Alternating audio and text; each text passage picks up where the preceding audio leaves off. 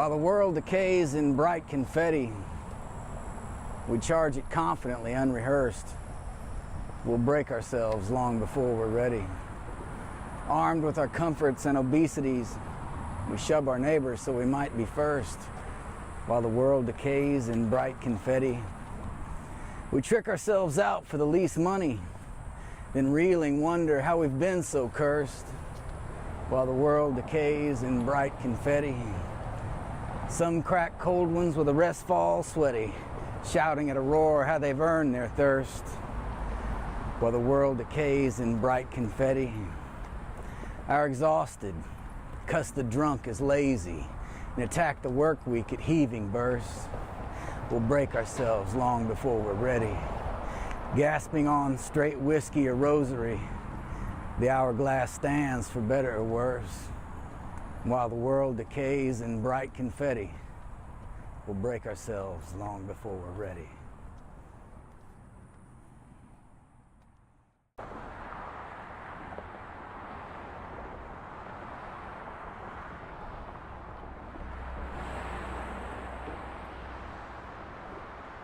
They call me white trash.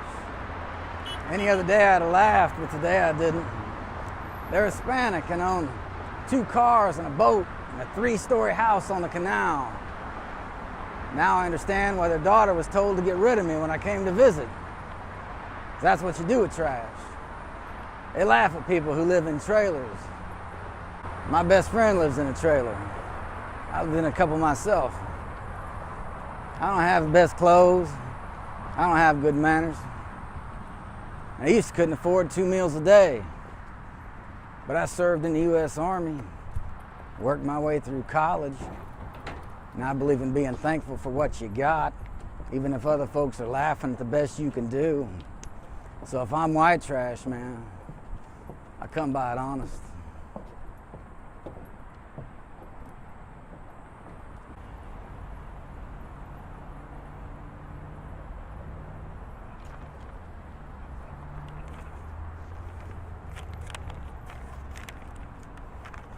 She loves this cat, this street fighter, who only comes in for a meal and screams by the door till it's open, who prefers the hollow log of an ash tree to the comforts of indoor confinement,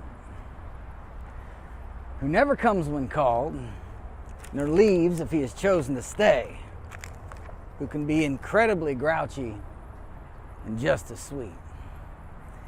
She pours the dust of his catnip to the corrugation of a little scratching pad which he destroys with the most shameless ecstasy.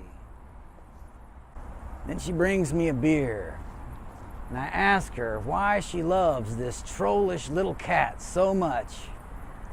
And she says, "He reminds me of you." Remember when the church bell broke? It hung like a hymn in an angel's throat. That winter's dawn played off icicles like sitar notes, while the engine hummed its deep bass drone. With no radio to pass the miles, we had conversations you never heard. The cold air had made you tired. You reclined, bobbling in sleep, half curled beneath a U-Haul blanket, while the hawks watched from the tallest, thinnest branch of the ice mummy trees, reflecting on the geometry of their latest trophy catch, and the cat watched, huddled under lone pasture oaks, thinking jack shit as we sped by, dreaming of distant beauty and the answers to all mysteries, knowing we'd never know them, hoping only to know them better.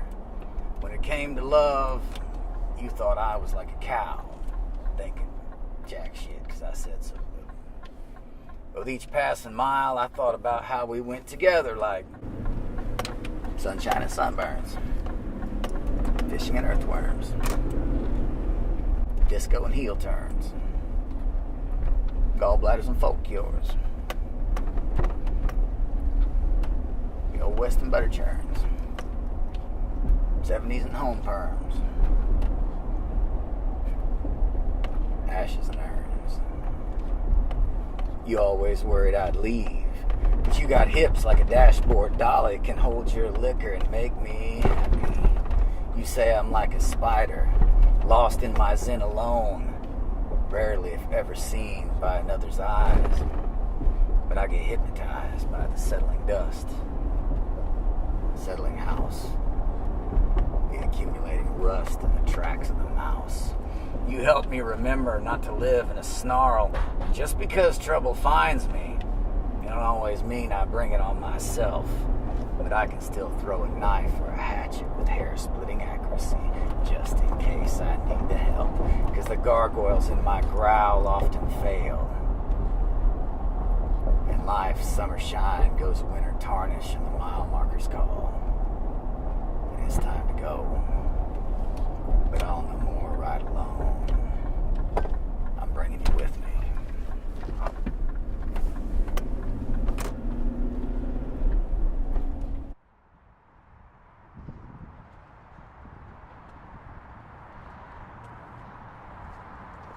Somebody told me once I could do anything, so I wanted to fly.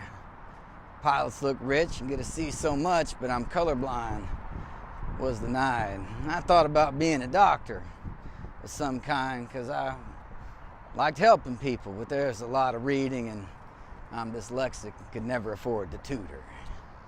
Being a politician was out. I have a terrible reputation and can't lie worth a dime. Being a preacher was impossible. God's been tied up in a lawsuit with the United States for denying his right to do business, and it'll be a miracle if he wins. And I tried to do a lot of things, and it was always no, for some good reason. So I'm left with what they left me, wanting. Maybe those who told me I could do anything will come rescue me when I'm flat busted and broken. Maybe I'll think they're my savior and worship them like a god. Maybe that's what they wanted all along.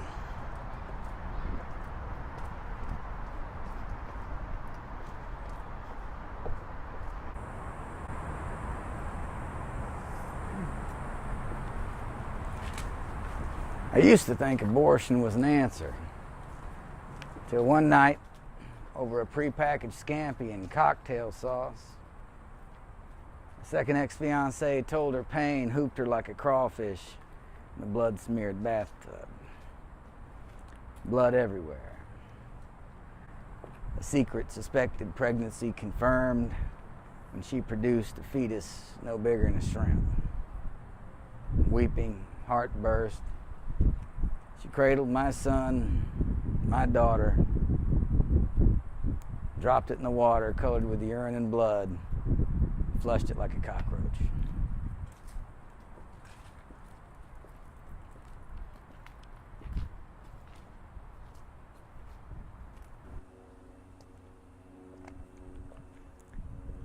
The alarm didn't sound, nothing bit. I ran across my body, but my eyes opened. Couldn't see the clock. Too much cluttered the dresser, but it was still blackout, and I was awake. More awake than I ever remember being. The sheets were kicked to the yellow-green linoleum of my tiny trailer floor, and I was upside down. I showered, dressed, stepped out onto the porch and looked out over the rectangular lots of 10 homes to the airplanes and stars flashing off out in the distance. Trash cans were full, so I dragged them to the curb. I usually miss the garbage men, but I'd catch them today. Picked up a scrap 2x2 to fend off dogs and strolled to the end of the block, to the cemetery. I'd never walked there before.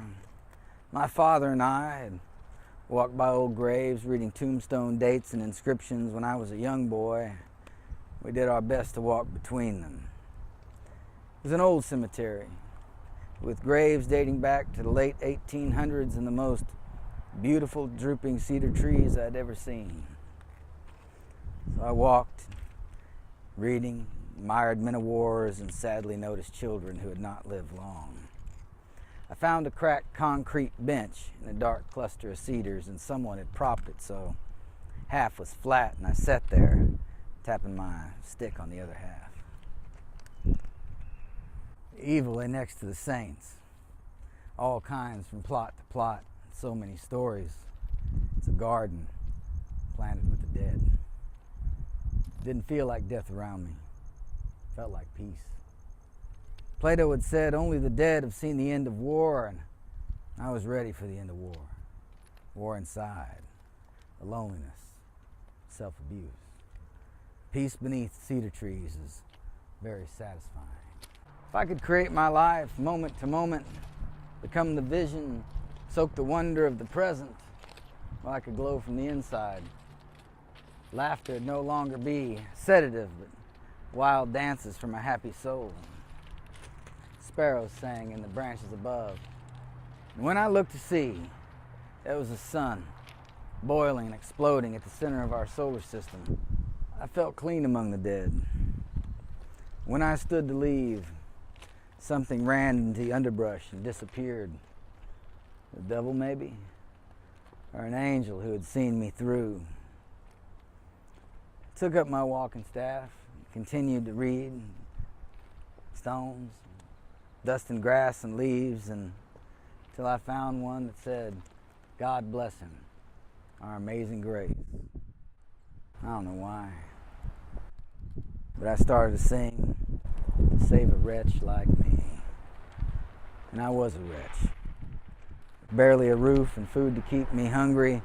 Someday, I told myself, life will be more than leftovers. I dropped my head so no one else could see, and I wept, walking back past the 10 lots, back into the trailer park, singing softly to myself as I went.